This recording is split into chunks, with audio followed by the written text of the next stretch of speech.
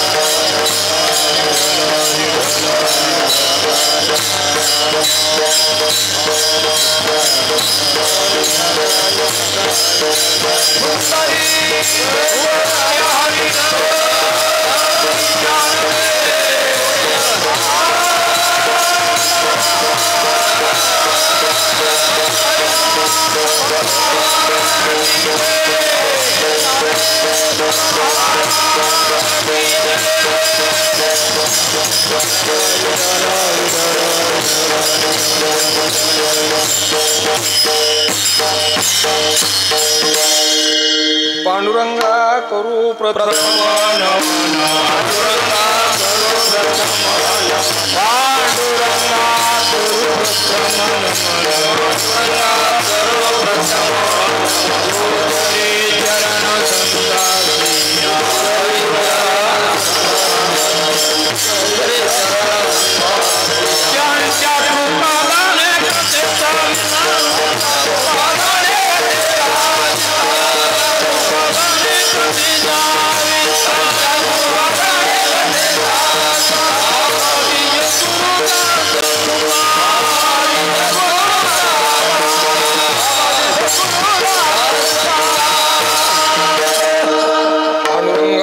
प्रथम नमन दुसरे चरणी संतांच्या त्यांच्या कृपादाने कथेचा विस्तारो बाबाजी सद्गुरु दास तुका महायोग पीठे तटे भीमरथ्यम परम कुंड पुंडरीकाय दातु मुनीन्द्रे समागत्य तिष्ठन्तमानन्दकन्दं परब्रह्मलिङ्गं भजे पाण्डुरङ्गं समचरणसरोजं सान्द्रनीलाम्बुदाभं जगन्निहतपाणि मण्डनानां तरुणतुलसीमाला कन्धरं कञ्जनेत्रं सदय धवलहासं विठ्ठलं चिन्तयामि।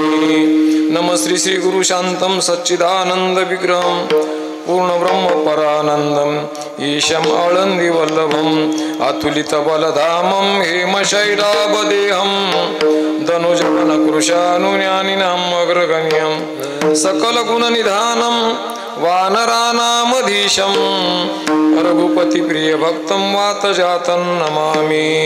नमो सद्गुरु तुकया ज्ञानदीपा नमो सद्गुरु सच्चिदानंद रूपा नमो सद्गुरु भक्त कल्याण मूर्ते नमो सद्गुरु भास्करा पूर्ण कीर्ती जयांचे केली स्मरण होय सकळ विद्यांचे अधिकरण तेची बंधू श्री चरण श्री गुरूंचे ते नमस्कारोनी आता भगवंताला नमस्कार करून प्राप्तस्थळी पांगराढोणे येथे प्रतिवर्षाप्रमाणे चालत असलेला श्री संत मोतीराम महाराजांच्या पुण्यतिथी महोत्सवानिमित्त चालत असलेला हा अखंड हरिनाम सप्ताह आणि त्यानिमित्त ही दुसऱ्या दिवसाची कीर्तनाची सेवा माझ्याकडे आली। मज पामर आहे काय थोरपण पायीची वाहन पायी वरवी तुम्हा सर्व वैष्णवांची सेवा करायचं सद्भाग्य मला मिळतंय हे माझंही परम भाग्य आहे। मोतीराम महाराजांचा 61वा पुण्यतिथी महोत्सव निमित्त चालत असलेला हा सोहळा मला वाटतं या सप्त्याला जवळजवळ 60 वर्ष झाली असतील। आता इथल्या परमार्थ मी इथं असल्यामुळे मला बऱ्याच गोष्टी माहिती आहेत बरं इथल्या। मग या ठिकाणी 60 वर्षाचा काळ म्हणजे जो नंतर एका वर्षाने सप्ताह सुरू झाला म्हणजे 60 वर्ष झाली या सप्त्याला। आता ही दुसरी तिसरी चौथी पिढी असेल हा म्हणून या ठिकाणी जुन्या लोकांनी जतन करून ठेवलं बा। आणि मला मी बघितलं सप्ताह छोटा व्हायचा पण फार श्रद्धेनं व्हायचा। ती गात्याची पूजा दररोज नियमित गाथा ते सगळं व्यवस्थित नित्य नियमानं पार पडायचा नेमदार। मग या ठिकाणी किती मोठं केलं यापेक्षा परमार्थात श्रद्धा ही महत्वाची आणि तुम्ही आवडीनं या ठिकाणी तो कार्यक्रम पार पडता ही परम भाग्याची गोष्ट। याचा धरील अभिमान आणि करील आपुले जतन। आपल्या गावातल्या परंपरा असतील आपल्या गावातले काही उत्सव असतील ह्या सगळ्यांनी जतन करायची गरज असते। कशा करता आपण परमार्थ जतन करायचा पुढच्या पिढीकडे हस्तांतरित करायचा आहे म्हणून या ठिकाणी तुम्ही मोठ्या आवडीनं करता। सगळ्यांचं एकदा पहिल्या सगळे पुनश्च सगळ्याला एकदा पण नमस्कार करतो। आणि या ठिकाणी आज गुरुवार आहे गुरुवार निमित्त आपल्याकडे पद्धत आहे बा माऊलीचा तरी अभंग घ्यावा किंवा माऊलीचं वर्णन करणारा तरी अभंग घ्यावा या उद्देशानं आज शांती ब्रह्म पैठण निवासी एकनाथ महाराज ज्ञानेश्वर महाराज याचं तोंड भरून वर्णन करतात या ठिकाणी अभंगामधून। आज मोतीराम महाराजांचा पुण्यतिथी महोत्सव आपलं भाग्य आहे। श्री संत मोतीराम महाराजांसारखा महात्मा आपल्या भागात जन्माला आले म्हणून आज आपल्याला परमार्थ आचरण या सगळ्या गोष्टी माहिती आहेत बरं। आपण आळंदी पंढरपूर पासून जरी 100-200 किलोमीटर 200-250-300 किलोमीटर जरी लांब असलो तरी खरा परमार्थ रुजवण्याचं काम या संतांनी केलं। आता तिकडचे लोक बघितले तुमची वारकऱ्याची खूप सोय चांगली करतील राहायची सोय करतील पण त्याच्याकडे माळी नाहीत त्या लोकांकडे। वाटणं बघितली बरीच आखाडे बरीच घरं बघण्यात येतात लोक आदरातिथ्य करतात वारकऱ्याबद्दल पण वारकरी संप्रदाय जे रुजला तो मराठवाड्यात आणि त्यातल्या त्यात परभणी जिल्ह्यामध्ये त्यात मला वाटते आपला पूर्णा तालुका भाग्याचा गोष्ट आहे। कारण का तर आपल्या पूर्णा तालुक्यामध्ये चांगल्या पद्धतीनं परमार्थ रुजला कारण मोतीराम महाराजांचा सहवास बऱ्याच गावाला लाभला आणि त्यामुळं हा परमार्थ रुजला। बरं परमार्थाचा जास्त बोजावारा नसेल मोठमोठे सप्ते होत नसतील पण या ठिकाणी परमार्थ रुजला आणि मोतीराम महाराजांचे विचार महाराजांचा एक उपकार झाला। निजामाच्या काळामध्ये राज्य यवनाचं होतं आणि या यवनाच्या काळामध्ये लोकांमध्ये परमार्थाबद्दल रुची करण्याचं काम मोतीराम महाराजांनी फार मोठ्या प्रमाणात केलं। जशी पडीत जमीन आहे म्हणजे पडीत आता ट्रॅक्टर निघाले म्हणून सोडून द्या पण जुन्या काळात पडीत जमीन जर वैतीवर आणायची म्हणलं तर सोपं काम होतं का नव्हतं ते अवघड काम होतं। त्या खऱ्या शेतकऱ्याला माहित ही जमीन कशी वैतीवर आणायची ते तसं श्रीसंत मोतीराम महाराजांनी समाजाची झालेली दुरावस्था जुन्या काळामध्ये शंकराचार्याच्या काळामध्ये हे जे मठ होते ना ते मठ कशा करता धर्मस्थापने करता दशनाम संन्यासाचे मठ स्थापन केले पण जुन्या काळातले मठ राहिले, पण मठाधिपती मठाच्या खटपटीमध्ये गुंतून बसले. बऱ्याच ठिकाणचे मठ नामशेष झाले. पण अशाही परिस्थितीमध्ये ठाकूरबुवाचा उपदेश घेऊन श्री संत मोतीराम महाराजांनी या आपल्या भागाचं पाहिल्यानंतर संतांचा एक स्वभाव आहे, बुडत हे जन न देखावे डोळा येतो कळवळा म्हणून हे जग बुडायला लागलेले गडे, अशी परिस्थिती पाहिली आणि मोतीराम महाराजांनी परमार्थामध्ये स्वतःला झोकून दिलं. नाही, परमार्थाचा आचरणशीलता पाहायचा असेल, परमार्थ कसा करावा, जे तुकोबरायच्या किंवा संत साहित्यामध्ये जे आचरण होतं, मोतीराम महाराज म्हणजे आचराचं मूर्तिमंत स्वरूप. महाराज म्हणतात श्रुती स्मृतीचे अर्थ आपणची होवोनी मूर्त अनुष्ठाने जगा देत वडील जे जे. श्रुती स्मृतीमध्ये सांगितलेला परमार्थ, संत साहित्यामध्ये सांगितलेला परमार्थ महाराजांनी आचरण करून दाखवला. कीर्तन भजन ही बोलायची गोष्ट नाही. बरं, आता एखादा महाराज 2 तास खूप चांगला बोलला म्हणून काही महत्वाचं नाही. एखादा भजनानं अर्धा तास चाल म्हणजे एका प्रमाणावर चांगली गोष्ट आहे, पण संत साहित्य इतक्या करताच नाही. कीर्तन हे आचरण करून दाखवायची गोष्ट आहे. तुकाराम महाराज म्हणतात, तुका म्हणे करोनी दावी त्याचे पाय माझे जीवे, जैसे कीर्तन करावे गीत ज्वाला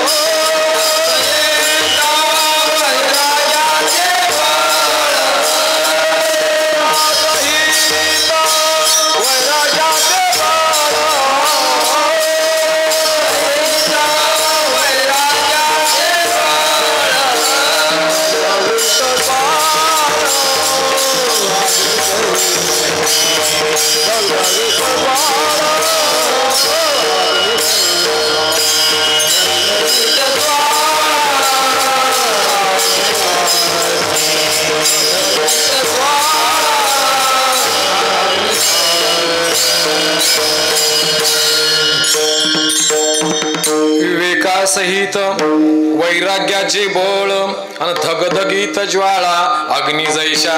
परमार्थाच्या बाबतीत मोतीराम महाराजांनी हा जे संत विचार होते ते आचरणाच्या माध्यमातून तुमच्या आमच्यापर्यंत पोहोचले. म्हणून या ठिकाणी मोतीराम महाराजांच्या चरित्रातला एक महत्वाचा भाग आहे आपल्याला घ्यायचा आहे, तो म्हणजे मोतीराम महाराजांनी सांगितलेल्या पद्धतीनं आपण मोतीराम महाराजांचे म्हणून घ्यालोत ना, पण मोतीराम महाराजांचं म्हणून घेत असताना मोतीराम महाराजांनी ज्या पद्धतीनं परमार्थ केला त्या पद्धतीचा परमार्थ आमच्या जीवनामध्ये आम्हाला करायचा आहे. या असा जर परमार्थ आपण केला तर या ठिकाणी खऱ्या अर्थानं त्यांचं पुण्यस्मरण आहे. पुण्यस्मरण कशा करता की त्यांचे जे विचार आहेत ते आमच्या तुमच्या जीवनामध्ये रुजले पाहिजेत. मग मला एक वाटते बा, माणसं भजन करणारे नाही तयार झाले तर काही हरकत नाही. आता सगळेच माणसं बरेच माणसं म्हणतात गाव मोठे महाराज पण कीर्तनाला लई लोक येतात नाहीत, नाही आले तरी काही हरकत नाही. पण आपल्याला असा समाज बनवायचा आहे की घराघरामध्ये वारकरी विचाराप्रमाणे आचार संपन्न समाजाची निर्मिती करण्याकरता परमार्थ. घराघरातले तरुण माणसं असे तयार झाले पाहिजेत की ते आचार संपन्न आहेत. घरामध्ये सुंदर देवघर आहे, ज्ञानेश्वरीचा पाठ होतोय घरामध्ये दररोज, वागायला चांगलं वागतोय, अशा पद्धतीने आचार संपन्न समाजाच्या निर्मिती करता हे उत्सव करायचे साजरे. नाही तर म्हणले आम्ही उत्सव केला म्हणले नाही हो महाराज, म्हणले लई पट्टी जमली होती, गाव रोज चुलबन जेवू लागलं. बऱ्याच वेळेला आपण माणसं सांगतात की बरेच महाराज चांगले आले, आम्ही इतके पैसे लोकांना दिले, चांगली गोष्ट आहे. आपण परमार्थाचा मुख्य उद्देश तो नाही, आपल्या घराघरामध्ये हे वारकरी विचार पोहोचले पाहिजेत आणि या वारकरी विचाराच्या माध्यमानं आमचं गाव परमार्थिक विचाराने संपन्न झालं पाहिजे, याच्याकरता हा अट्टास आहे. येण्याची पंथे चालू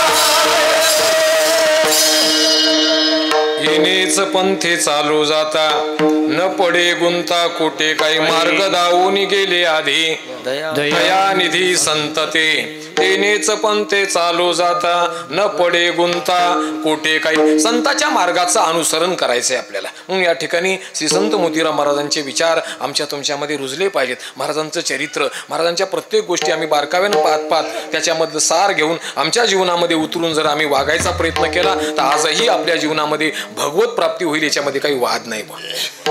म्हणून या ठिकाणी तसं आचरण बनवणं, त्यांच्या विचाराप्रमाणे आम्हाला परमार्थ करणं. औषध घ्यायचं म्हणलं तर आपल्या मनावर जमत नाही. जाऊ द्या ना, मला इळाच्या गोळ्या एकदाच घेऊता जमल का? डॉक्टरांनी ज्या सल्ल्यानं सांगितलंय त्या पद्धतीने जर आम्ही औषध घेतलं तर त्या औषधाचा सम्यक परिणाम आमच्या जीवनामध्ये होतोय. तसं संतांनी जे काही विचार सांगितले ते विचार आमच्या जीवनामध्ये खऱ्या अर्थानं रुजवणं, त्याप्रमाणे आमचं आचरण बनवणं. आणि परमार्थातली सगळ्यात मोठी गोष्ट आहे आचरण.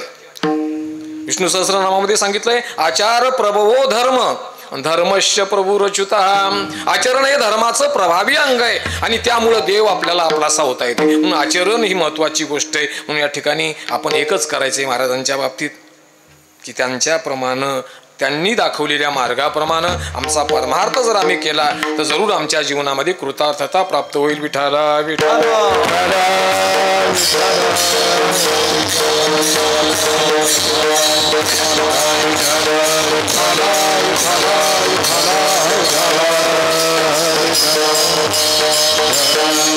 प्रस्तुत कीर्तन रूपी सेवेकरता जो अभंग घेतलेला आहे तो शांती ब्रह्म पैठण निवासी एकनाथ महाराजांचा अभंग आहे. आणि नाथ महाराज तोंड भरून माऊलीचं वर्णन करतात. तसंच पाहिलं आपण सगळे संत, जितके संत परंपरेचे संत होऊन गेले ना, प्रत्येक संतांच्या अभंगामुळे या ठिकाणी वाङ्मयामध्ये माऊलीचं तोंड भरून वर्णन आहे. सगळ्या संतांनी माऊलीचं तोंड भरून वर्णन केलं. आज नाथ महाराज सुद्धा माऊलीचं तोंड भरून वर्णन करतात या ठिकाणी. तसं पाहिलं तर ज्ञानेश्वर महाराजांचा आणि एकनाथ महाराजांचा 250-300 वर्षाचा अंतर आहे दोन काळामध्ये. मोठा खंड पडला. ज्ञानेश्वर महाराजांच्या काळामध्ये देवगिरीवर यादवांचं राज्य होतं. तुम्ही ज्ञानेश्वरी पाहिजे, न्याया ते पोषी शितुषु श्रीरामचंद्रू ते महेशान्वये संभुते श्री निवृत्तीदास सुते केले ज्ञान देवे गीते ते देशिकारलेने. ज्ञानेश्वर महाराजांच्या काळामध्ये यादवांचं राज्य होतं. सगळीकडे राज्यामध्ये भरभराटी धर्माला आश्रय, सगळे पंडित लोक, विद्वान लोक, सगळ्यांची किंमत. पण ज्ञानेश्वर महाराज गेल्याच्या नंतर अल्लाउद्दीन खिलजीनं देवगिरीवर स्वारी केली. यादवाचं राज्य नामशेष झालं आणि मग मात्र यवनाचं राज्य सुरू झालं. आणि अशा परिस्थितीमध्ये धर्म टिकवायचं काम केलं असेल ते संतांनी केलं. धर्माला राज्याश्रय नव्हता, धर्म संतांनी टिकवून ठेवण्याचं काम केलं. आणि त्या परंपरेतले एक नाथ महाराज. नाथ महाराजांनी वारकरी संप्रदायाचं पुनरुज्जीवन केलंय म्हणायला काही हरकत नाही. त्यांनी काय केलं? ज्ञानेश्वरीचं संशोधन केलं. ज्ञानेश्वर महाराजांची समाधी शोधून काढली आणि त्या मंदिराचा जीर्णोद्धार केला. असं एक मोठं काम या ठिकाणी त्यांचं आहे. म्हणून ते ज्ञानेश्वर महाराजांचं तोंड भरून वर्णन करतात अभंगाच्या पहिल्या चरणामध्ये. कृपाळू माझा ज्ञानेश्वर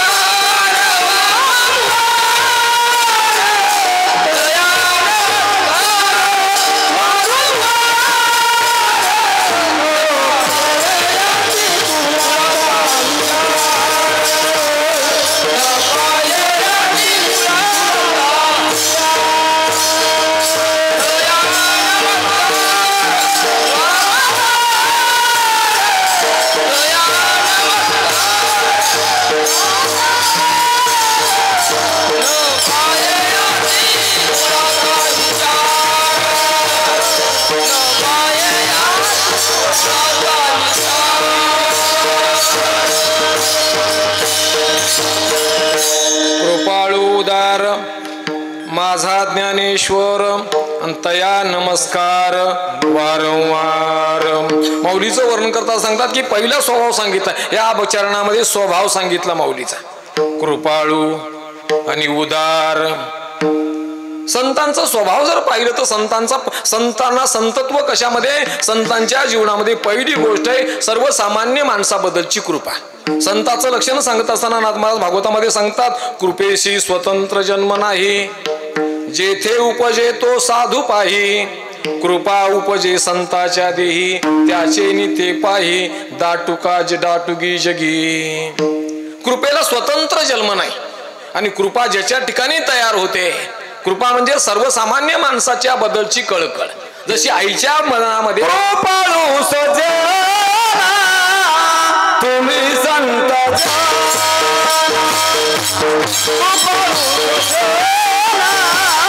तुम्ही संत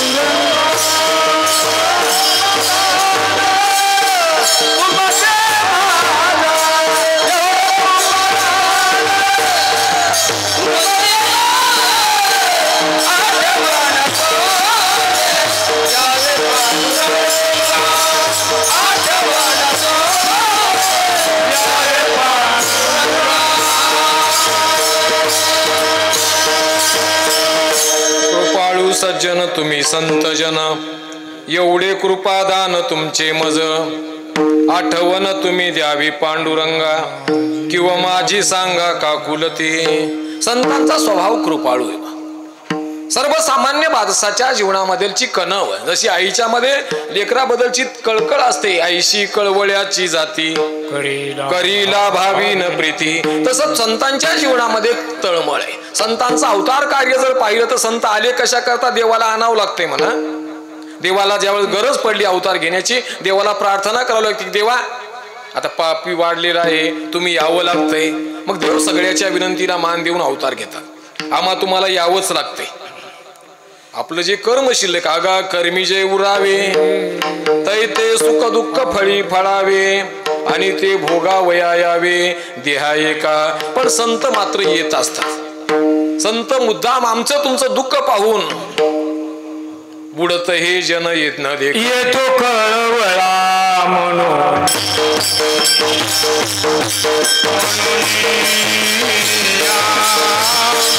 येतो कळवळा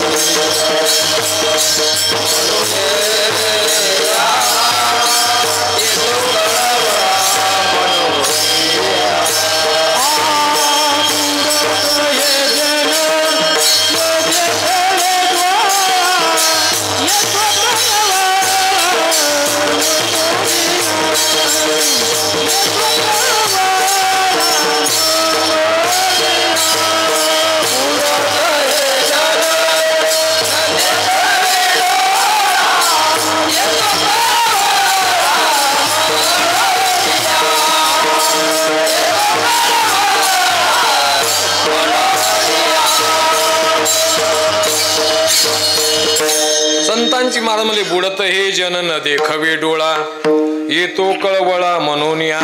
संत आले कशा करता मला सांगतात, आम्ही वैकुंठवासी आलो याची कारणासी. बोलिले जे ऋषी साच भावे वर्ताया. झाडू संताचे मार्ग आडराने भरले जग. उचिष्टाचा भाग शेष उरला तो शेवू. पिटू भक्तीचा डांगोरा कळी काळासी दरारा. महाराज म्हणजे आम्ही कशा करता आलो, हे काम करण्याकरता आले. संत मुद्दाम आले. धर्म रक्षाया कारणे संत होता ते आवते. संत होता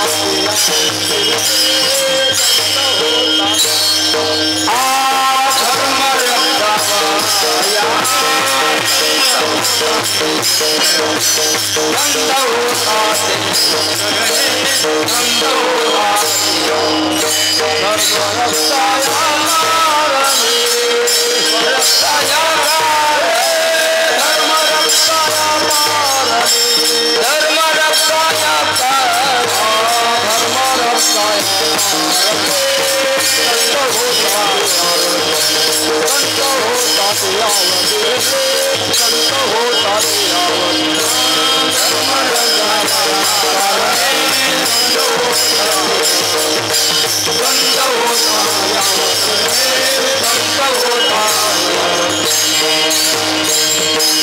धर्म रक्षा या कारणे संत होता ती अवितीर्णे. संतांचा अवतार कार्य कशा करता, धर्म रक्षण करण्याकरता.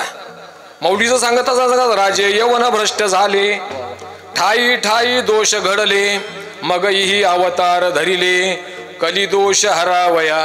यवनाचं राज्य होतं, भ्रष्टाचार माजला आणि अशा या काळामध्ये महाराज म्हणले कलीचा दोष हरण करण्याकरता संतावाला हरावया कलीचे दोष. साच हे अंश श्री हरीचे. महाराज एका भागामध्ये पुन्हा सांगतात बघा, विषयी आसक्त माया मोहे रथ तापत्रय संतप्त झाले जीव.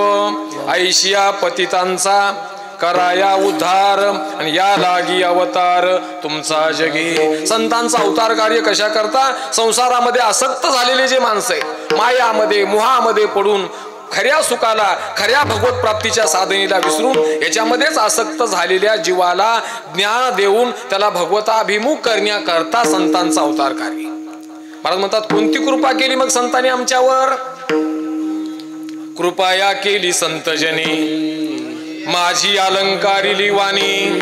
प्रीती हे लाविली कीर्तनी तुका चरणी लोळतसे. पहिली गोष्ट आमच्यामध्ये कोणती कृपा केली, आम्हाला परमार्थाबद्दलची रुची तयार केली. आम्हाला परमार्थ आवडायला लागलाय. नाही तर बऱ्याच वेळेला माणसाला एखाद्याला म्हणलं ना, गावात कीर्तन आहे, तुम्ही 10-11 वाजता बसता ये जा ना. नाही मला कडे आपल्या कीर्तनात कसा इंटरेस्टच वाटत नाही म्हणून लागला. बरेच माणसाला कीर्तनात इंटरेस्ट वाटत नाही, बऱ्याच माणसाला कीर्तनात पुढे येऊन बसावं वाटत नाही.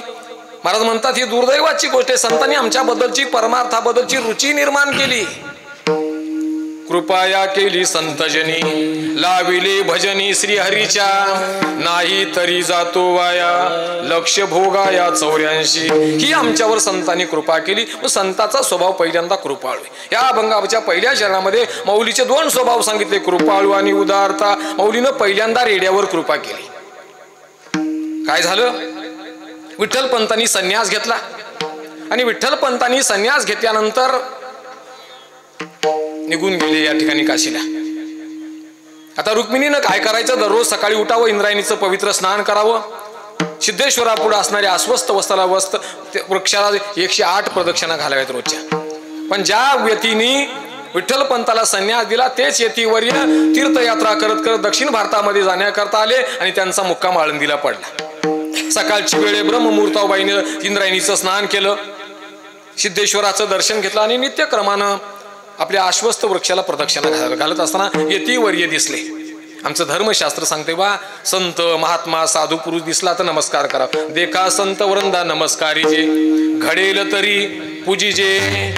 मला म्हणले हे वाचून केवी निंदीजे स्वयवाच्या. सकाळची वेळ बाईने यतीचं दर्शन घेतलं, बाईच्या कपाळावरचं कुंकू नेमकं सकाळी स्नान केलेला पाहिलं आणि महाराजांनी आशीर्वाद दिला, सौभाग्यवती भव पुत्रवती भव. बाई थोडीशी हसली. महाराजाला प्रश्न पडला, बाईला सकाळची वेळ आहे, मी आशीर्वाद दिला, बाई हसते, काय कारण झालं असेल. बाईनं हसते. बाई मी तुला सकाळी सकाळी शुभ आशीर्वाद दिला आणि तू हसतेस, हसायलाही काही कारण असायला पाहिजेत ना.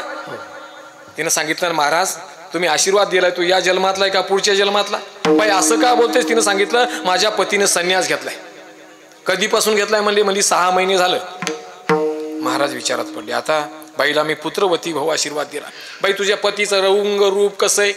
बाईनं वर्णन केलं आणि महाराजांनी ओळखीलं 6 महिन्यापूर्वी महाराष्ट्रातून आलेला मुलगा जो आहे तो हिचाच पती आहे. महाराज तिथून परत निघाले. बाईला सांगितलं, बाईच्या वडिलाला सांगितलं तुम्ही परत चला. काशीला परत घेऊन आले. विठ्ठलपंताला सांगितलं, विठ्ठलपंता त्याचं नाव काहीतरी चैतन्य ठेवलं होतं. चैतन्य इकडे ये म्हणले. चैतन्य जवळ आला. माझी महाराज त्याला वाटलं महाराज तीर्थयात्रा अर्ध्यातून सोडून परत आले, काय झालं असेल खरं सांग म्हणले पुढची परिस्थिती. त्यानं सांगितलं महाराज माझ्या घरात तरुण पत्नी, मला मूल बाळ नाही झालेलं आणि असं असताना सुद्धा मी संन्यास घेतला. संन्यास घेता येतोय म्हणून पण कधी मुलगा झाल्यानंतर एखाद्याला वाटलं घ्यावं गडे घर सोडावं तर घेता येतंय म्हण, पण मुलगा झाला नंतर आपण पितृऋणातून मुक्त होतो आणि नंतर संन्यास घेता येतोय. त्यांनी सांगितलं नाही आता तू माझ्या आज्ञेनुसार हा वेश गंगेमध्ये विसर्जन कर आणि ग्रस्त आश्रम स्वीकार. पुन्हा गुरुची आज्ञा प्रमाण म्हणून विठ्ठलपंत आळंदीला परत आले. पण त्या कालची समाज व्यवस्था फार कठीण होती. आता कसंही वागलं तरी कोणी कोणाला काही म्हणायला तयार नाही. पण मला जुना काळ आठवतोय. जरासं माणसं चुकीचं वागले की लोक त्या घराला वाळत टाकायचे. त्याला लग्नाला विचारायचं नाही, त्याला पोळ्याला बैल फिरू द्यायचे नाही, त्याला त्याच्या इकडे कोणी जायचं नाही, आपल्याकडे कोणी बोलवायचं नाही. तसं विठ्ठलपंताला लोकांनी वाळीत टाकलं. त्याच्या सासऱ्याला सांगितलं तुम्ही जर जावायची समन ठेवताल तर तुम्हाला सुद्धा नाही. मग या ठिकाणी विठ्ठलपंत सिद्ध भेटत राहू लागले. कर्म धर्म संयोगानं 4 मुलांचा जन्म झाला. आपल्याला पुढे जायचंय रामकृष्ण. म्हणून या ठिकाणी 4 या ठिकाणी अपत्य जन्माला आले. आणि मग विठ्ठलपंतांनी समाजाला विनंती केली बा माझ्याकडून चुकलं म्हणले. कारण ब्राह्मणाच्या पोटी जन्म झाला म्हणून ब्राह्मण नाही म्हणा, ब्राह्मणाच्या मुलाचं उपनयन झालं पाहिजे, त्याला गायत्री मंत्राचा उपदेश झाला पाहिजे, त्याला द्विजत्व म्हणतात, दुसरा जन्म म्हणतात. आणि मग या ठिकाणी विठ्ठलपंतांनी सांगितलं माझ्या मुलाची मून झाली पाहिजे. आळंदीच्या ब्राह्मणांनी सांगितलं बा असं काही पहिल्यांदा आम्ही ऐकलं नाही. एखाद्याने संन्यास घेतलाय पुन्हा तो ग्रस्त झालाय त्याच्या मुलाला या ठिकाणी उपनयन करायचं. तुम्ही काय करा, पैठणी धर्मपीठ आहे पैठणला जा. पैठणला जर जुन्या काळामध्ये दक्षिणेकडची काशी म्हणल्या जात होतं. पैठणी जुन्या काळातलं शालिवान राजाची राजधानी होती. आता जी शालिवान शके सुरू आहे ना आपल्याकडं ते पैठणचाच शालिवान नावाचा राज्य होता, त्याचा शालिवान शके चालू. म्हणून या ठिकाणी असं विद्वानांचं माहेरघर. आणि म्हणून या ठिकाणी तो या ठिकाणी विठ्ठलपंत आळंदीहून पैठणला आले. आपली कैफई त्यांना सांगितली महाराज मी गुरुच्या आज्ञेनं पुन्हा ग्रस्ताश्रमात आलो. मी काही मनाने किंवा विषयासक्तीनं माझा आश्रमांतर केलेलं नाही. ब्रह्मवृंदांनी सगळे शास्त्र पाहिले पण प्रमाण काही खोटं सापडलं नाही. म्हणजे तुम्ही अगोदर देहांत प्रायचित घ्या, मुलाचा विचार नंतर केला जाईल. आणि ब्रह्मवृंदाच्या म्हणण्याप्रमाणे विठ्ठलपंतांनी देहांत प्रायचित घेतलं. आणि मग मात्र मुलांनी आळंदीच्या ब्राह्मणाला सांगितलं आमच्या बाबांनी देहांत प्रायचित घेतले, आमचं उपनयन करा. त्यांनी सांगितलं बा आम्ही काही करू शकत नाहीत. त्यांनी पत्र दिलं आणि पैठणला पाठवलं. हे 4ही भावंड पैठणला आले. धर्मसभा भरलेली आहे आणि धर्मसभा भरली असताना धर्मसभेमध्ये त्यांनी आपलं पत्र दाखवलं. आता लोक उपहासानं बोलू लागले संन्यास पुन्हा ग्रस्त होऊन. आपल्याकडं आश्रम व्यवस्था अशी आहे, पहिला आश्रम आहे ब्रह्मचारी आश्रम, दुसरा आश्रम ग्रस्त आश्रम, तिसरा आश्रम वानप्रस्थ आश्रम आणि चौथा आश्रम संन्यास आश्रम. खालून वरी जाता येते, शिडीवर जसं चढता येते ना तसं ब्रह्मचर्याला ग्रस्त होता ते ग्रस्ताला वानप्रस्थ होऊन पुन्हा संन्यास घेता येतोय, पण वरच्या माणसाला खाली येता येत नाही. म्हणून या ठिकाणी अशी आश्रम व्यवस्था आहे. आणि मग तिथल्या ब्रह्मवृंदांनी सांगितलं या ठिकाणी बाबा ही संन्यासाची मुलं आणि याला पुन्हा धर्मात घ्यायचं. त्या काळात धर्माची बंधन इतकी कडक होती ना, लोक थोडं जरी काही झालं तर त्याला बाजूला काढल्या जात होतं. म्हणून या ठिकाणी एकाने विचारलं तुझं नाव काय रे बाळा. एकाने सांगितलं निवृत्तीनाथांनी सांगितलं माझं नाव निवृत्ती आहे. वा तुझ्या बापाने नाव खूप चांगलं ठेवलं. दुसऱ्याला विचारलं तुझं नाव काय रे म्हणले. त्यानं सांगितलं माझं नाव ज्ञानदेव आहे. एक दुसरा ब्राह्मण म्हणू लागला अरे नावाचं काय म्हणला, बऱ्याच माणसाची नावं चांगली असतात म्हणला पण वागणूक. अरे म्हणला याचं एक म्हणला नावापाशी काय तो पलीकडून जे पखालीचा हाल्या आलाय ना त्याचं नाव सुद्धा ज्ञानाचं आहे. हे रमणती नावा पाशी काय आहे रेडा वाहत आहे पकालीचा. पकालीचा रेड्याचं सुद्धा नाव ज्ञानाचं म्हणू लागले. ज्ञानेश्वर महाराजांनी सांगितलं बरोबर तुम्ही म्हणतात ते काय हरकत नाही. ज्ञानदेव म्हणे तोही माझा आत्मा वेगळी कामा तया नाही. ज्ञानेश्वर महाराजांनी सांगितलं माझ्यामध्येला जो आत्मा आहे तो आत्माच त्याच्यामध्ये. आत्मा पशुमध्ये तोच आत्मतत्व आहे. आपण म्हणतो ना हरिपाठामध्ये सर्वा घटी राम देहादेही एक सूर्यप्रकाशक सहस्रदशमी. तसं आत्मतत्व माझ्या शरीरामध्ये आहे तो त्यांच्यामध्ये आहे. आत्मा पूर्वत आत्म्याच्या गोष्टी करायला म्हणले. एकाने त्या हाल्याच्या पाठीवरची पकाल काढून टाकली. हाल्याच्या पाठीवर चाबूक होता. चाबूक घेतला आणि त्या रेड्याच्या पाठीवर बसवला.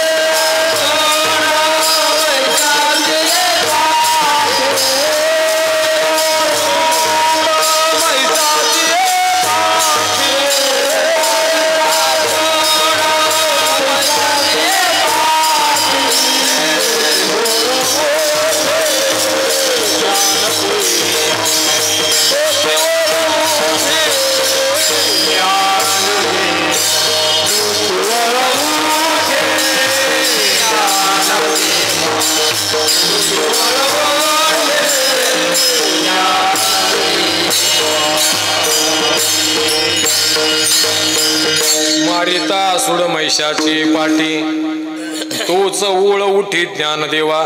महिषाच्या पाठीवर चाबुकानं बेसोप मारल्याबरोबर ज्ञानेश्वर महाराजांच्या पाठीवर वळ उमटली. तरी लोक मानायला तयार नाहीत. लोक म्हणाली अरे याचा बाप तिकडे संन्यास घेतला होता म्हणले. त्यानं काही जादू तोना भानामती केगामती ते शिकला असेल म्हणले आणि पोरायला शिकवलं असं म्हणले. एकाला मारल्यावर दुसऱ्याच्या पाठीवर कुठं वळ उमटतात का नाही म्हणले. ज्ञानेश्वर महाराजांना विचारलं त्यांनी की बा तुम्हाला वेद म्हणता येतोय का. ते म्हणले हो मला चारही वेद म्हणता येतात. आळंदी पैठणचे सगळे ब्राह्मण ऋग्वेदी ब्राह्मण आहेत म्हणा. त्यांनी विचारलं मग तुम्हाला ऋग्वेद म्हणता येतंय का म्हणजे हो. ऋग्वेदाची संहिता म्हणण्याकरता थोडीशी बाकीच्या पेक्षा अवघड आहे म्हणे.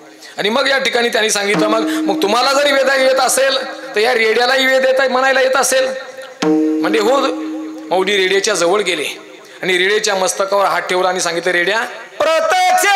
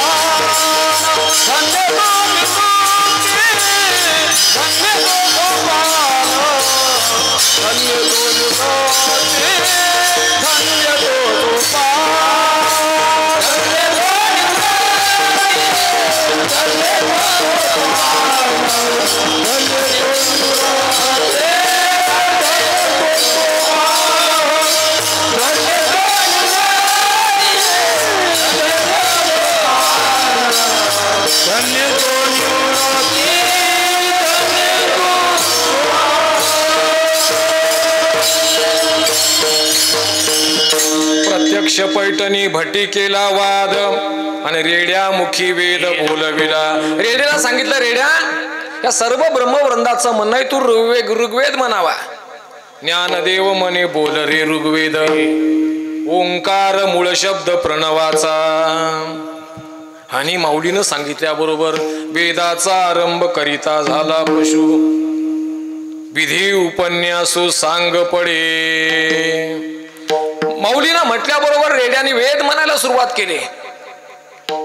आता वेद म्हणणं पुस्तकावर नाही, बघ त्याचा कोणता स्वर नाकातून म्हणायचा, कोणता अनुनासिक स्वर आहे, कोणता सानुनासिक आहे, कोणता रस्व उच्चार कसा करायचा, दीर्घ शब्दाचा उच्चार कसा करायचा, त्या वेदाचे म्हणण्याची पद्धत असते. त्या म्हणण्याच्या पद्धतीप्रमाणे रेडा वेद बोलू लागला. आणि मग मात्र सर्व ब्रह्मवृंद गर्वहात झाले. रेड्यामुखी वेद बोलिला.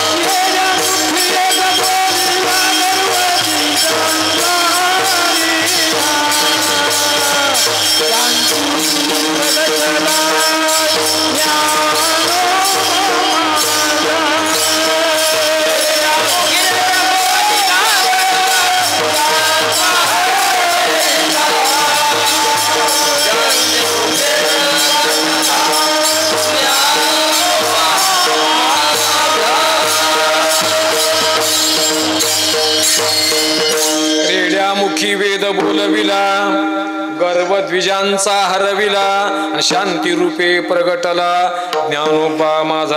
सर्व ब्रह्मवृंदांनी सांगितलं, बा तुम्ही साक्षात देव अवतार आहात. आम्ही तुम्हाला शुद्ध करणारे कोण? तुम्हीच विश्वाला शुद्ध पवित्र करण्याकरता तुमचाही अवतार जगती तलाव झालाय. तुम्ही धर्म मार्गाने चला, ज्या धर्माची नीती त्याप्रमाणे चला. आम्ही तुम्हाला कोण शुद्ध करणार आहेत? ज्ञानेश्वर महाराज या ठिकाणी तिथून निघाले. विचार केला, आपल्यासारख्याची ही अवस्था आहे तर सर्वसामान्य माणसांची काय अवस्था असेल? सर्वसामान्य माणसाला धर्माचं तत्वज्ञान मिळालं पाहिजे. सर्वसामान्य माणसापर्यंत हे धर्म विचार पोहोचले पाहिजेत. अशा प्रकारचा माऊली विचार करत करत नेवाशाला निघाले. आणि नेवाशाला निघाले असताना नेवाशाच्या गावामध्ये प्रवेश केला. येशीच्या इतक्यामध्ये एक प्रेत यात्रा निघाली होती. एक तरुण स्त्री. आता वैधव्याचं व्रत काय करायचंय? वैधव्याचं जीवन अवघड आहे. जुन्या काळामध्ये वैधव्य काढणं काही तितकंसं सोपं नव्हतं. त्या बाईला सावत्राई होती म्हणून, आणि सावत्राईनं काय केलं, आपल्या पोरीचं कसं तरी लग्न काढा म्हणून एका माणसाला क्षयरोग झाला. त्या क्षयरोग झालेल्या माणसाशी तिचं लग्न लावून दिलं. पण तो क्षयरोग झालेला माणूस लवकर वारला. आणि बाईने विचार केला, आता वाचण्यात काय अर्थ? सती निघाली. सतीचे वाण हाता अंगावर घातलेले, हिरवं पातळ आहे, काकणं आहेत, मळवट भरलेला आहे. आणि बाई सतीचं वाण घेत घेत घेत लोकांना नमस्कार करत चालली. ज्ञानेश्वर महाराज, निवृत्तीनाथ महाराज सगळेजण आलेले पाहिलं आणि बाईनं माऊलीच्या पायावर डोकं ठेवलं. महाराजांनी आशीर्वाद दिला, सौभाग्यवती भव. आता बाईचं मळवट भरलेलं आहे, हातात हिरवे काकणं इथं, हिरवत चौलुगळ. बाईला आशीर्वाद दिला. बाईनं महाराजांच्या तोंडाकडे बघितलं. म्हणले, बाई का बघतेस? तिनं सांगितलं, महाराज समोर बघितलं का? म्हणले, माझं सौभाग्य तिरडीवर चाललंय. तुम्ही मला आशीर्वाद दिलाय तो कवासा आहे म्हणू लागली. बाईने सांगितलं थांबवायला. आणि तुम्हाला एक सांगतो, लोक थांबत नसतात म्हणून मधात कुठं. आता मामासारखी माणसं काही नियोजन लावणारी असतात, चला पटपट, चला आटपा लवकर लवकर. हा लोक आता ते प्रेत येशीच्या अलीकडे आहे, येशीच्या बाहेर आणखी गेलं नाही. आणि बाईनं सांगितलं थांबवा. माई बनले थांबायचं पण नसते, उशीर झालाय, आता 11-12 वाजायलेत म्हणले. लोक गावातले जेवायचं थांबलेत. तसंच मग या ठिकाणी नाही थांबायला कोणी तयार नव्हतं. बाईने सांगितलं माझा पती जिवंत आहे. लोक म्हणले बापरे. मग टेकवलं प्रेत खाली. ज्ञानेश्वर महाराज जवळ आले. म्हणजे बाई तुमच्या मालकाचं नाव काय? तिनं सांगितलं सच्चिदानंद आहे. म्हणले बाई अरे तुझं नाव सच्चिदानंद आहे आणि सच्चिदानंद कुठं मरत असते काय? म्हणले उठा म्हणल्या बरोबर या ठिकाणी प्रीत उठून बसलं. बाप रखुमा देवर विठ्ठले भक्ता दिले वरदान. बाप रखुमा देवर विठ्ठले भक्ता दिले वरदान.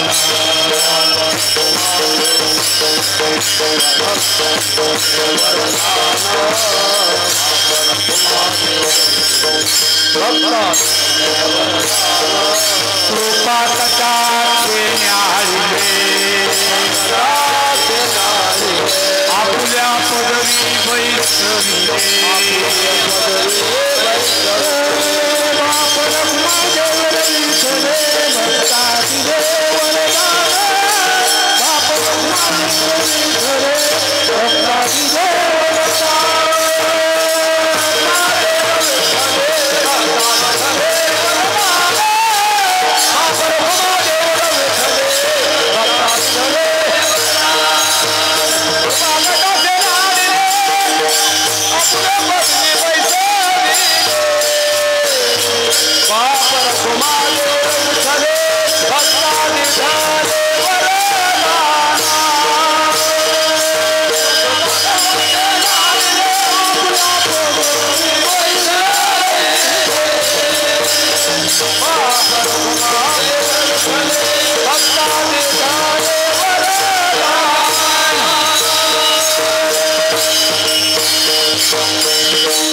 कटाक्षणे हाळिले आपुल्या पदवी बैसविले. बाप रखुमा देवर विठ्ठले भक्ता दिदले वरदान. सच्चिदानंद बाबाकडे पाहिलं आणि पाहिल्याबरोबर सच्चिदानंद बाबा उठून बसले. त्यांनी सांगितलं महाराज माझं खरं आयुष्य संपलं होतं पण तुमच्या कृपा कटाक्षामुळे मी आज वाचलोय. आता उरलेलं आयुष्य तुमच्या समर्पित. मौलीनं या ठिकाणी त्या निवासातील त्या मंदिरामध्ये या ठिकाणी पैसा कांबाला टिकून ज्ञानेश्वरी सांगितली आणि सच्चिदानंद बाबांनी लिहून काढली. शके 1212 तै टीका केली ज्ञानेश्वरी सच्चिदानंद बाबा दरे लेखकू झाला. हा मौलीच्या कृपेचा विषय. तसं मौलीनं विश्वावर कृपा केली. जसं भगवंतानी विश्वाच्या कृपेकरता ज्ञानेश्वरी सांगितली. विश्वाची या कृपा करोनी महानंद सोपा अर्जुन व्याजे रूपा अनिला देवे. महाराज म्हणले जसं संस्कृतामधली गीता भगवंताना अर्जुनाचं एक निमित्त होतं. अर्जुनाचे निव्याजे गीता प्रकाशोनी श्रीराजे संसारा एवढे थोर ओजे फेडिले जगाचे. अर्जुनाच्या निमित्तानं भगवंतानं गीता सांगितली वा पण ती गीता संस्कृत मध्ये होती. संस्कृत भाषा सर्वसामान्य माणसाला समजत नव्हती. महाराज म्हणले अर्जुना संकट पडता जड भारी गीता सांगे हरी कुरुक्षेत्री तोची अवतार धरी अलंकापुरी ज्ञानाबाई सुंदरी तारावया. अर्जुनाला संकट पडलं त्यावेळेस भगवंतानं कुरुक्षेत्रावर गीता सांगितली. पण आमच्या सर्वसामान्य माणसाकरता मौलीनं काय केलं? संस्कृताची गाठी उघडून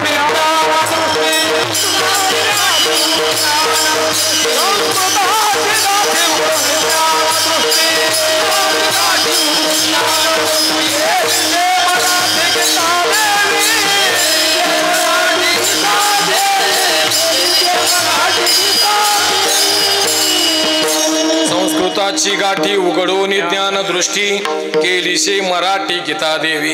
मौलीनं विचार केला ही गीता कशा करता मराठीमध्ये आणली की माझ्या मराठी भाषा समजणाऱ्या प्रत्येक माणसाला ज्ञानेश्वर गीतेचं तत्वज्ञान कळावं. हे मराठीचे नगरी ब्रह्मविद्येचा सुकाळू करी घेणे देणे सुखची वरी हो लागू दे या जगा. मराठी भाषा समजणाऱ्या प्रत्येक माणसाला ब्रह्मविद्या समजावी लागेल. अध्यात्मविद्येचे दाविलेसे रूप चैतन्याचा दीप उजळीला. मौलीला विचारलं माऊली तुम्ही ज्ञानेश्वरी लिहिली कशा करता?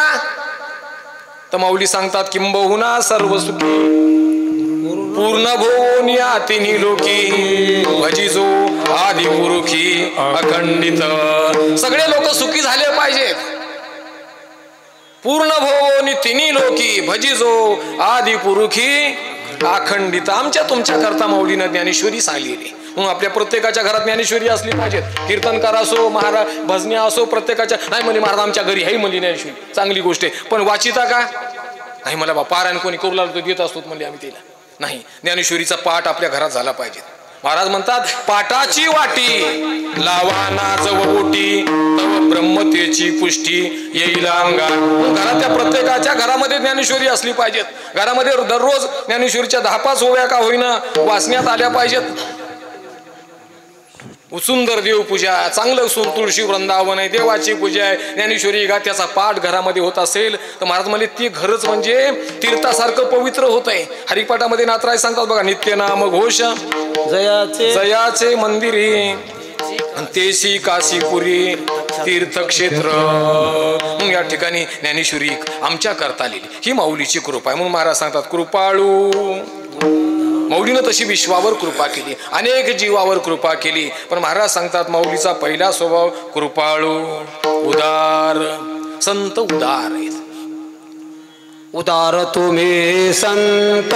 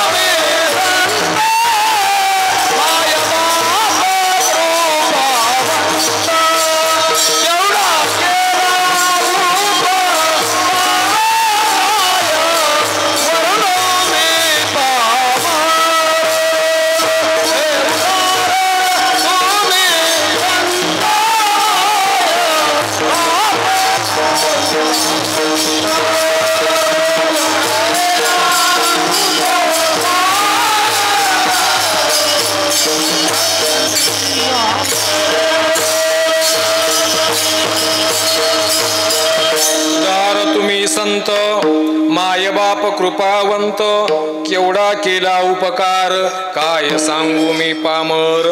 तुम्ही केवढा आमच्यावर उपकार केला. संत उदार आहेत. एका अभंगामध्ये सांगतो घातला दुकान देती आली आसी दान संत उदार उदार भरले अनंत भांडार मागत्यासी पुरे धनी आणि कासी उरे तुका मने पोते देवे भरिले नवेरिते.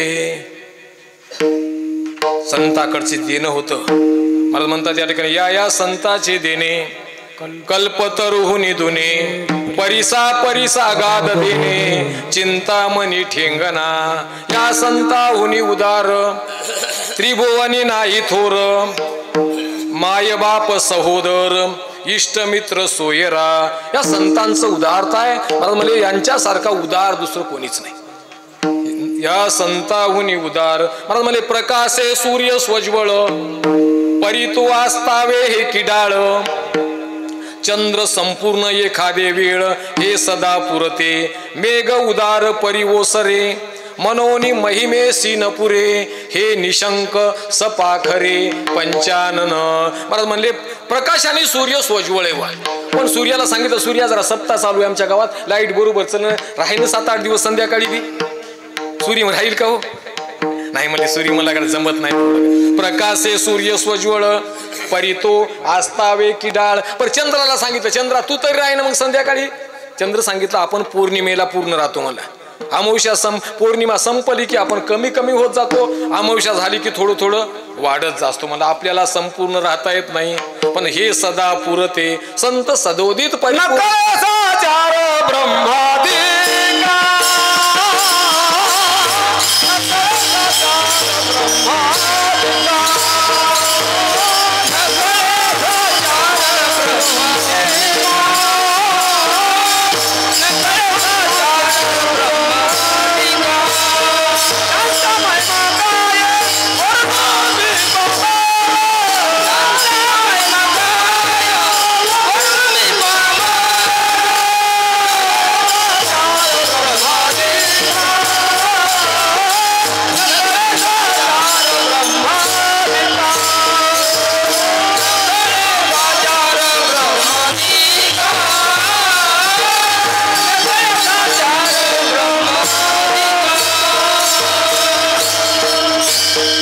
मला म्हणले त्यांचा महिमा काय वर्णू मी पामर न कळे साचार ब्रह्मादिका. म्हणून महाराज सांगत कृपाळू उदार माझा ज्ञानेश्वर तया नमस्कार वारंवार. ओम नमो ज्ञानेश्वरा.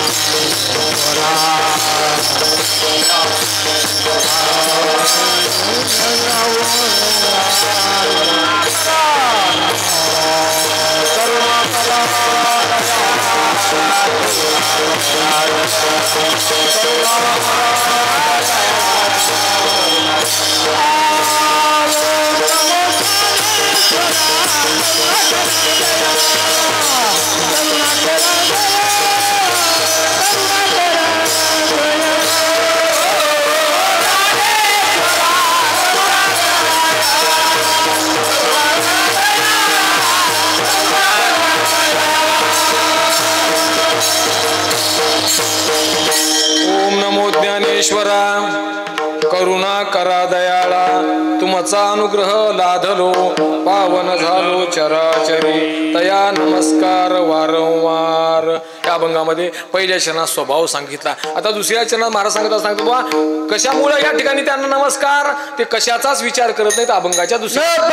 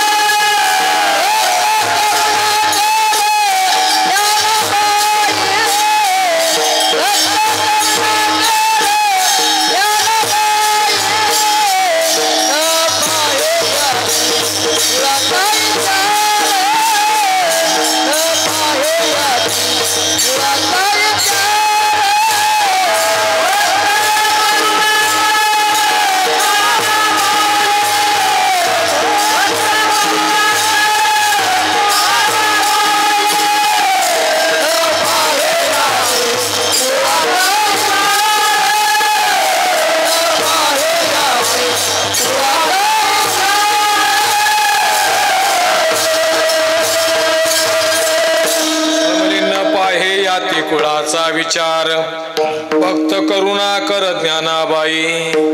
त्यांच्याकडे जर गेला जीव तो कोण्या जातीचा आहे कोण्या आहे स्त्री आहे का पुरुष आहे का लहान आहे का वृद्ध आहे न पाहे याती कुळाचा विचार आणि भक्त करुणा कर ज्ञानाबाई. मला म्हणतात त्यांच्याकडे गेल्यानंतर ती जात बघत नाहीत. संतांचा एक स्वभाव आहे.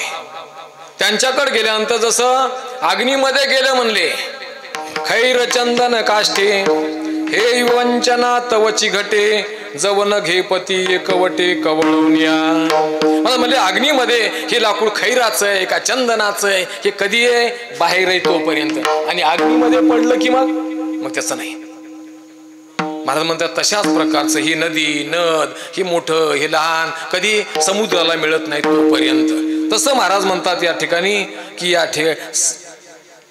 की संत त्यांच्याकडे येणारा जीव कोण आहे कसा आहे. म्हणून ज्ञानेश्वर महाराजांनी परमार्थाच्या क्षेत्रामध्ये क्रांतिकारी बदल केला. कोणता केला. सगळ्या वैष्णवांचं संघटन केलं. सगळे वैष्णव एकत्रित आणले. मौलीनं काय केलं पहिल्या काळामध्ये परमार्थ होता पण आमचा परमार्थ आम्ही करायचा तुमचा तुम्ही करायचा. तुमच्या परमार्थाचा काय आमच्या परमार्थाचा काही संबंध. काही एखादेनी वैकुंठा जावे. एखाद्या माणसाने आपापली साधना करावी भगवत प्राप्ती करून घ्यावी. पण माऊलीनं काय केलं सगळ्या परमार्थिक लोकांचं संघटन केलं. मिळविली मा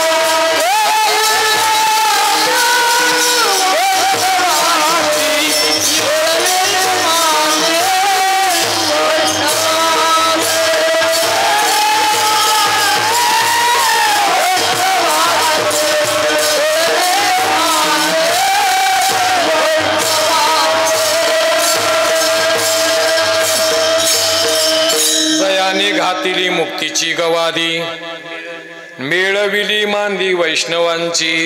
सर्व वैष्णवाला एकत्रित आणलं, भक्ती करणाऱ्याचं एक संघटन केलं. मुक्ती, अरे सांगितलं मुक्ती, पुरुषार्थ सिद्धी चौथी. घेऊन आपुले हाती रिगाले भक्तिपंथी जगा देतो कैवल्याची.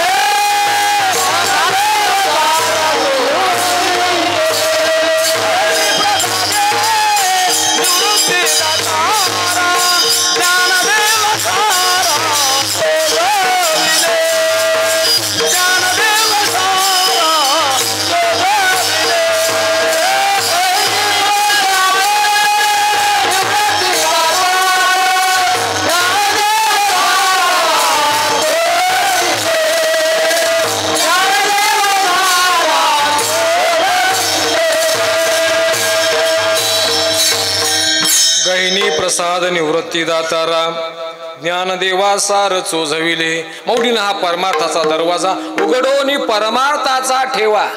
तरुणोपाय केला जीवा, उघडा परमार्थ केला, सगळ्यांना सोपं करून ठेवलं. वैष्णवांचं संघटन केलं.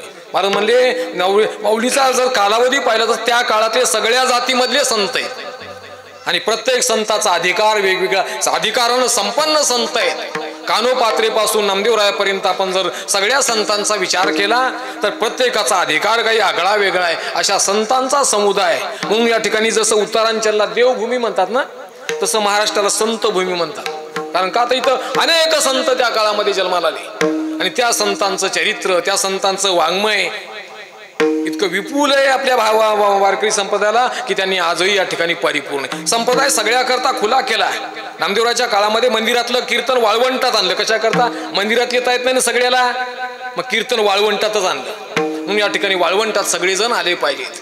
आणि या ठिकाणी महाराज सांगतात, ऐसा कीर्तन महिमा सर्वा माझी वरिष्ठ जडमुडा भाविका सोपी केली पायवाट. म्हणून महाराज म्हणतात या ठिकाणी काय केलं?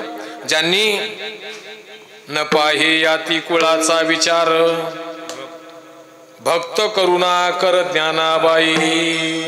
भक्त करुणा करे ज्ञानेश्वर महाराज. कारुणिक आपल्याला स्वभाव, आपण दया पाहिली, त्यांची उदारता पाहिली. इथं करुणा सांगतात, इथं समभाव हा शब्द पहिल्या चरणामध्ये स्वभाव सांगितला, दुसऱ्या चरणामध्ये समभाव सांगत असताना नाथराय सांगतात वा की त्यांनी जात बघितली नाही, कुळ बघितलं नाही, कोण आहे हे न बघता या ठिकाणी महाराज म्हणतात, जाती व्यक्ती पडो बिंदुले जय भाव होती मज मिनले जेविका लवन कन घातले सागरा माझी. तशा पद्धतीने या ठिकाणी जातीकडनं बघता, कुळाकडनं बघता आमच्या तुमच्या उद्धारा करता मुक्तीचा दरवाजा खुला केला. म्हणून या ठिकाणी भक्त करुणा कर ज्ञानाबाई. इथं ज्ञानाबाई शब्द वापरला. बाईचं अंतकरण दयाळू असते म्हणून एकच पुरुष असा की ज्यांना माऊली म्हणतात. माऊली या शब्दाचा अर्थ आहे जिथं मातृत्व सदोदित अव्यात प्रवाह चालू आहे. मातृ आईच्या हृदयामध्ये जसं मुलाबद्दलचं स्वाभाविक प्रेम असते तसं विश्वाची कृपा माऊलीच्या अंतकरणामध्ये होतोय. म्हणून सर्व संतांनी ज्ञानेश्वर महाराजांना माऊली म्हटलं. इथं नाथराय म्हणतात ज्ञानाबाई. म्हणून महाराज सांगतात या ठिकाणी ज्ञानेश्वराला ज्ञानाबाई, कारण का तर त्यांच्यामध्ये स्वभाव स्त्री मध्ये जसं प्रेम सुलभ असते अपत्याबद्दलचं तसं आमच्या करता त्यांच्यामध्ये प्रेम आहे. म्हणून भक्त करुणा कर ज्ञानाबाई. मग असे ज्ञानेश्वर महाराज कृपाळू. मग आम्ही त्यांच्याकडे कशाही भावनेनं जाऊ द्या, ते जन्माचं तोटी काढतात. अभंगाच्या तिसऱ्या चरणामध्ये भलती भावे चरण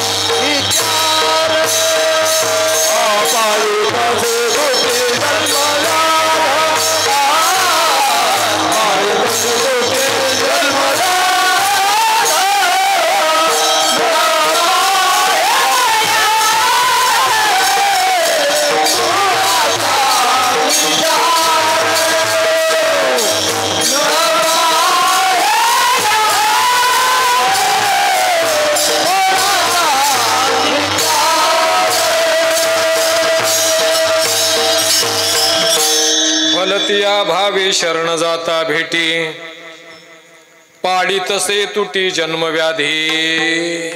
मला म्हणतात त्यांच्याकडे कोण्याही भावनेनं जा. संताकड भजनाच्या भावनेनं त्यांच्या नमस्कार करण्याच्या भावनेनं गेलं तरी उद्धार करतात.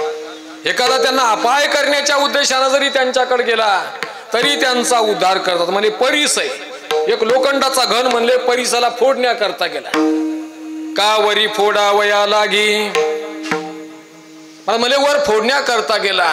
लोह मिळो पाप भलते अंगी परी महाराज म्हणले परी ते मिळते प्रसंगी सोनेच होईजे. महाराज म्हणले ते वरी फोडण्याकरता लोखंडाचा घन गेला पण मिळाल्याबरोबर काय झालं लोखंडाच्या घनाचं सोनं झालं. तसं महाराज म्हणले बरेच लोक संताकडे आघात करण्याकरता गेले पण त्याच्या जीवनात कृतार्थ झाले.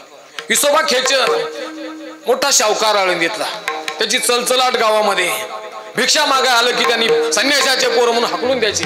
कधी कधी झोळीतलं पीठ हिसकाटून घेऊन मातीत मिसळायचं. असं करता करता एके दिवशी मुक्ताबाईने सांगितलं दादा मला वाटले मांडे करावाच.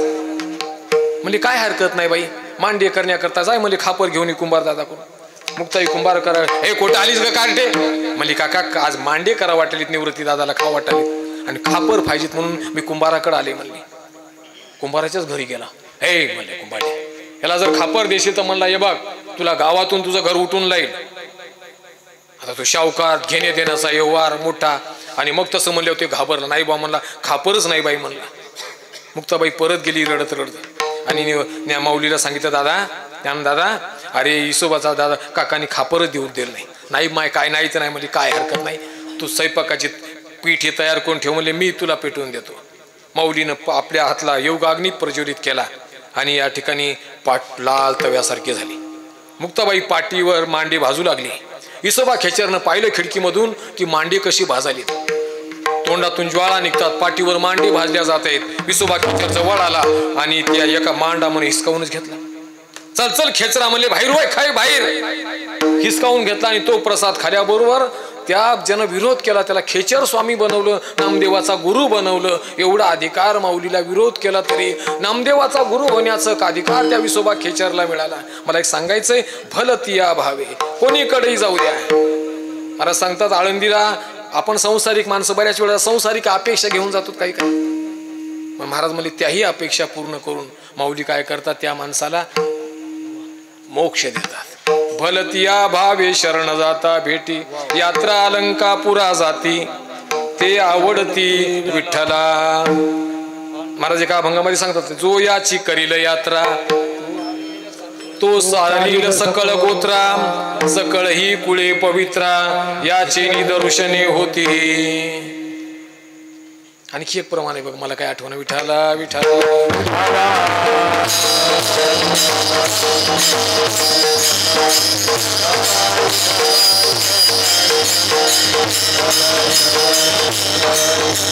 मोक्ष मुक्ती रिद्धी सिद्धी मोक्ष मुक्ती रिद्धी मोक्ष मुक्ती रिद्धी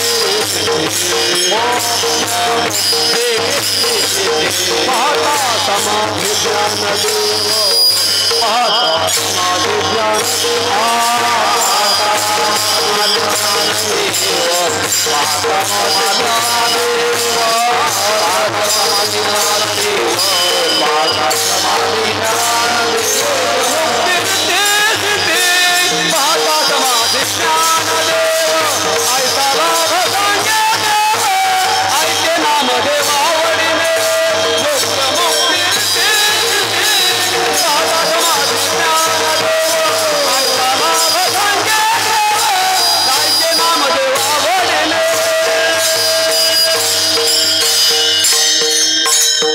मोक्ष मुक्ती रिद्धी सिद्धी मोक्ष रिद्धी मोक्ष रुद्धी सिद्धी पाहता समाधी ज्ञानदेव लाभ सांगितले. अशा प्रकारचा लाभ देव सुद्धा नामदेवाला सांगायचे. एवढा अधिकार नामदेव या ठिकाणी महाराजाचा आहे. एक अभंग ज्ञानदेवा दरुशन याच्या अगोदरच काय बना ज्ञानदेवा दृश्यने याचे म्हणजे या विठाला विठाला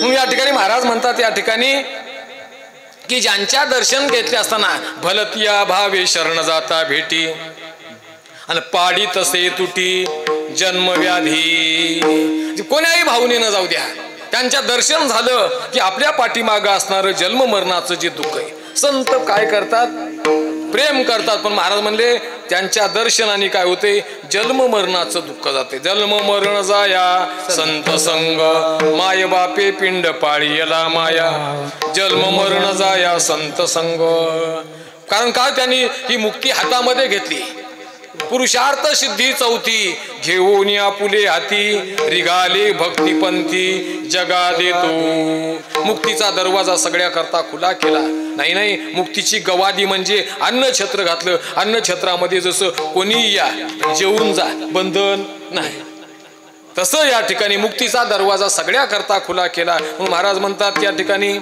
भलतिया भावे शरण जाता भेटी आणि पाडी तसे तुटी जन्मव्याधी जन्माचं दुःख निरसन करण्याचं सामर्थ्य त्यांच्यामध्ये कोण्याही भावनेनं त्यांच्याकडे गेलं तर आपल्या पाठीमागं असणारं जन्म मरणाचं दुःख नाहीसं करून आपल्याला या ठिकाणी भगवत पदापर्यंत पोहोचण्याचं काम ते करतात म्हणून नात्र्या अभंगाच्या शेवटी सांगतात ज्ञानेश्वर महाराज म्हणजे माझी आई आहे अभंगाच्या शेवटच्या ज्ञानाबाई माझी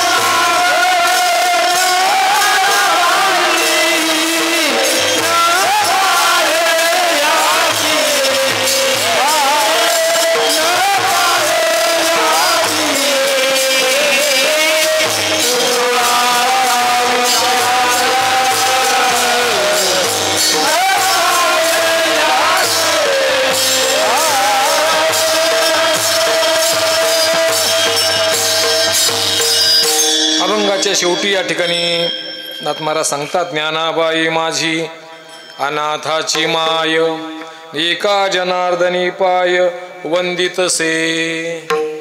नाथराज महाराज म्हणतात मी अनाथ होतो. तसं जर आपण एकनाथ महाराजांचं जर चरित्र पाहिलं तर एकनाथ महाराज मूळ नक्षत्रावर जन्माला आले आणि मूळ नक्षत्रावर जन्म आले आणि कर्मधर्म संयोगानं लहानपणीच आई वारली आणि वडीलही वारले. आजोबानी आणि आजीनं नाथ महाराजांचा सांभाळ केला, त्यांना शिक्षण दिलं. योगायोगानं त्यांना जनार्दन स्वामी सारखे सद्गुरू भेटले. नंतर ज्ञानेश्वर महाराजांच्या जीवनामध्ये या ठिकाणी एकनाथ महाराजांच्या जीवनामध्ये ज्ञानेश्वर महाराजांचा साक्षात्कार झाला. एकनाथ महाराज घरी झोपले असताना ज्ञानेश्वर महाराज स्वप्नात आले आणि स्वप्नात येऊन या ठिकाणी सांगितलं, या ठिकाणी नाथा तुम्ही झोपलेत का? दिव्य तेज पुंज मदनाचा पुतळा परब्रह्म केवळ बोलत असे. साक्षात माऊली ज्ञानेश्वर महाराज या ठिकाणी स्वप्नामध्ये आले. सांगितलं बाबा, अजान वृक्षाची मुळी लागली कंठासी, काढित्वा वेगेशी अविलंबे, ऐसे स्वप्न पाहुनी आलो अलंकापुरासी, तव नंदी खालते देखिले द्वार, एका जनार्दनी पूर्व पुण्य फळले, श्री गुरु भेटले ज्ञानदेव. ज्ञानेश्वर महाराजांची समाधीमध्ये उतरले नाथ महाराज. स्वतः नाथ महाराज स्वप्नामध्ये गेले. नाथ महाराजांच्या माऊली स्वप्नामध्ये आले. उघडली शिळा विवराची, उघडली शिळा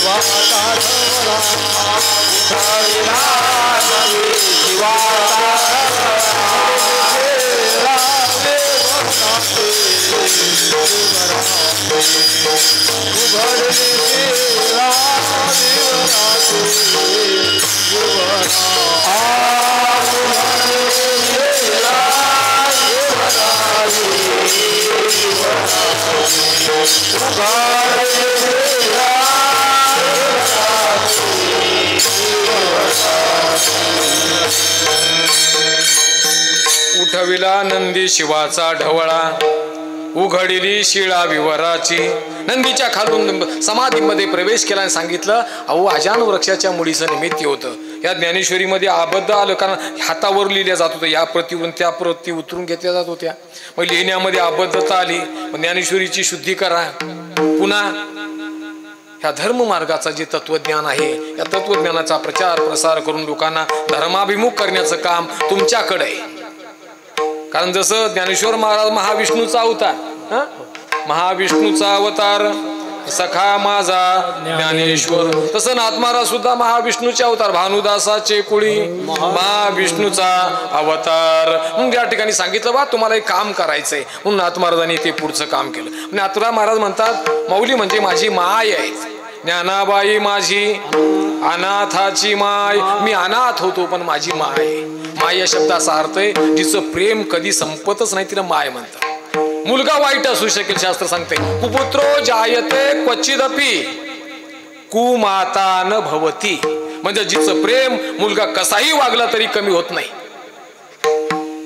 मुलगा जरी खराब असेल तर सून खराब आहे गडी म्हणेल, पण पोराला खराब आहे, माय तुमचं पोरग लई चांगलं होतं म्हणेल, पण ह्या बाईमुळं बिघडलं. पण आपल्या पोराला खराब कधी म्हणत नाही. महाराज म्हणतात अशा प्रकारचं आईचं प्रेम. आईशी कळव, मी सांगितलं सुरुवातीला, आईशी कळवळ्याची जाती करीला भावीन प्रीती. तसं ज्ञानेश्वर महाराज म्हणजे माझी माय आहे. ज्ञानाबाई माझी अनाथाची माय, माझी माय आहे. ज्ञानेश्वर महाराज, नाथ महाराज म्हणतात नाथ महाराजांचीच आई नाहीत, सगळी परमार्थाची साधना करणारी जितके माणसं आहेत त्यांची मायबाप आहेत. साधकाचा माय बाप,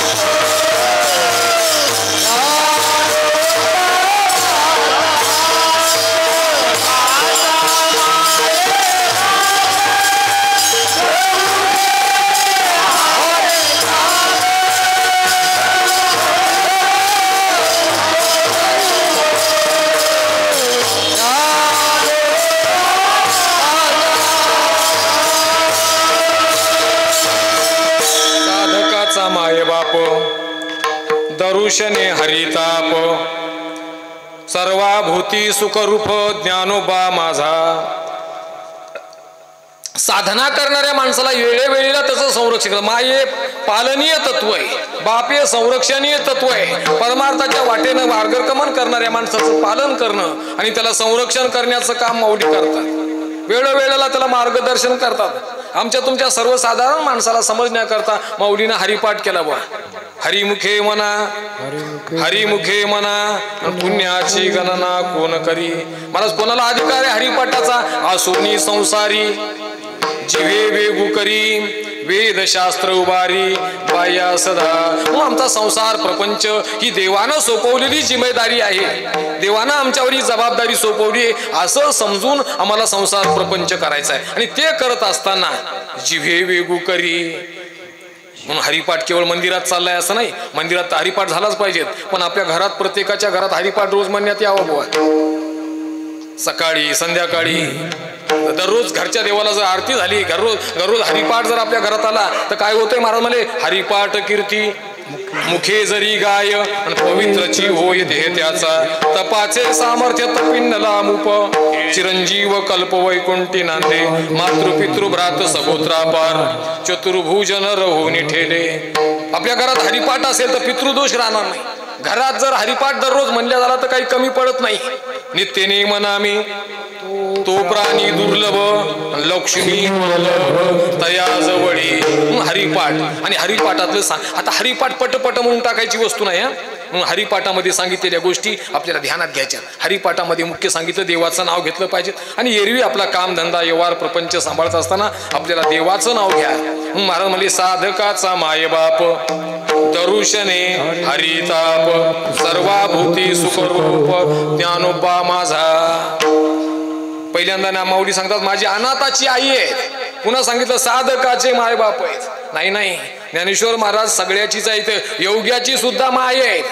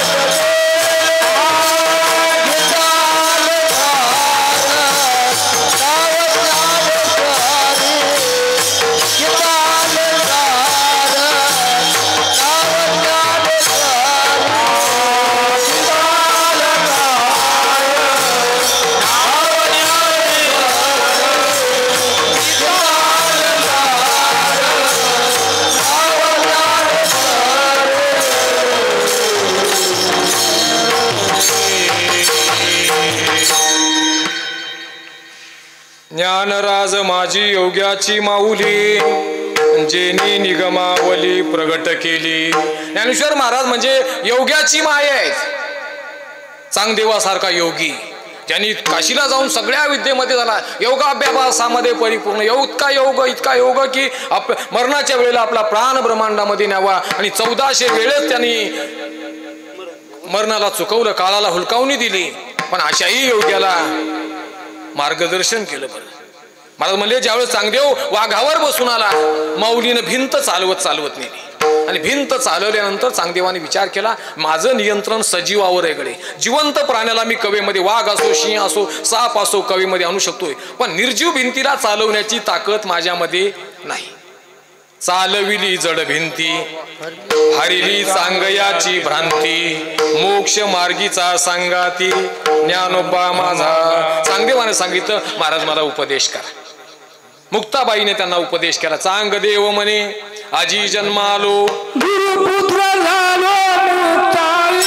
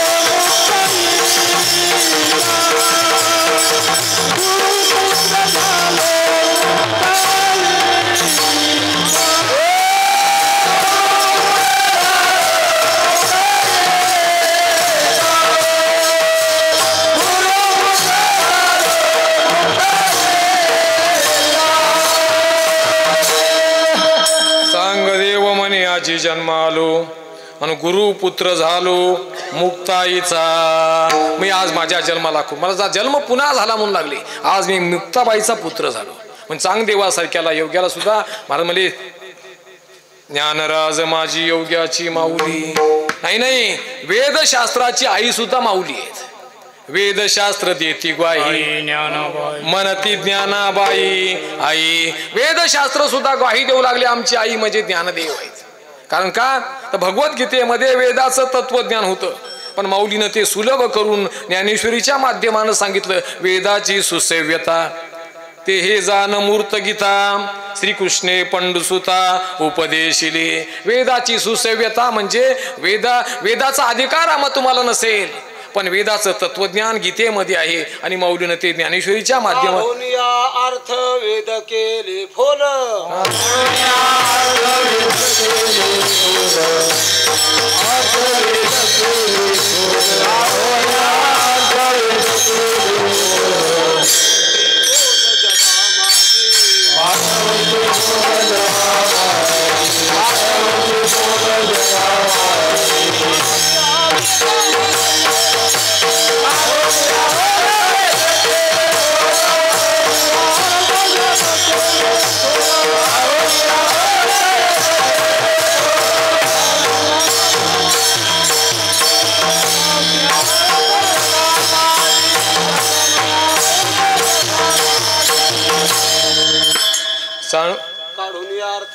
काढून अर्थ वेद केले फोल.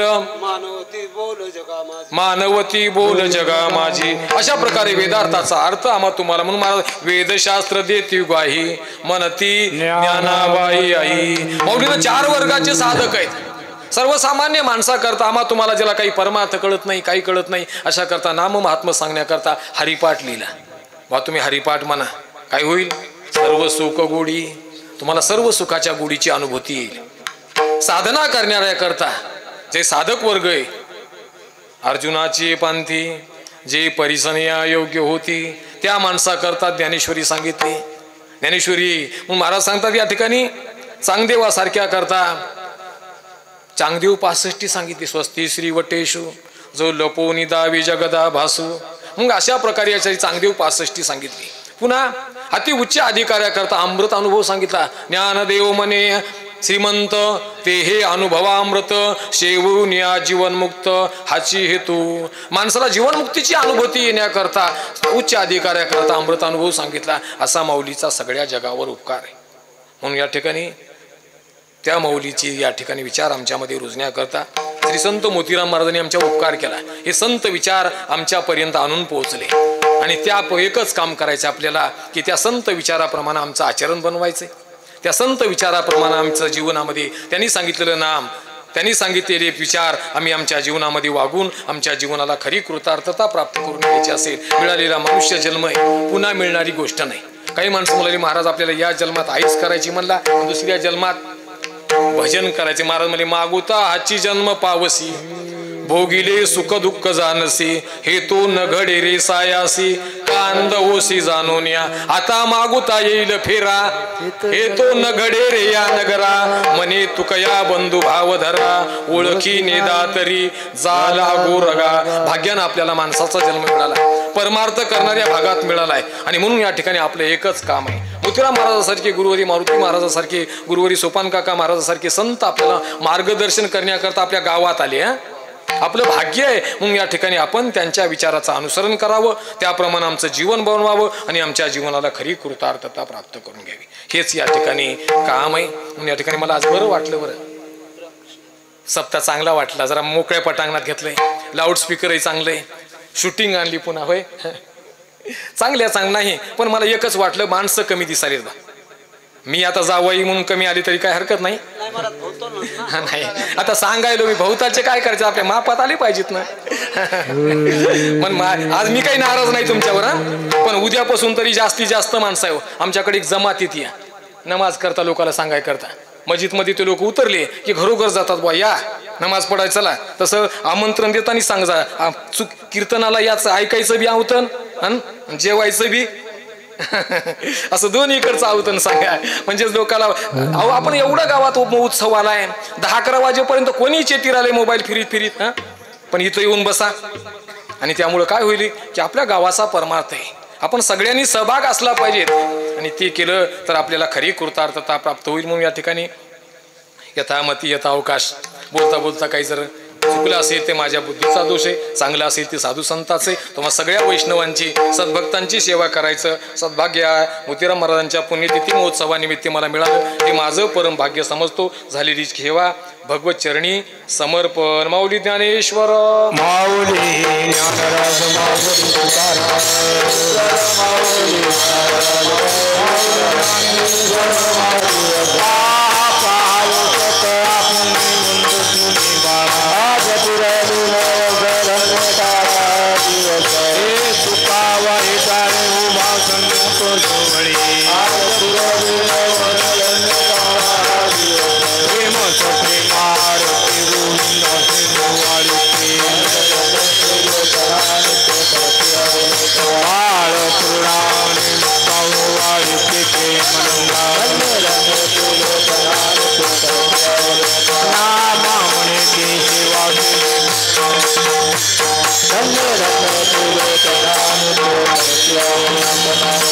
Hare Rama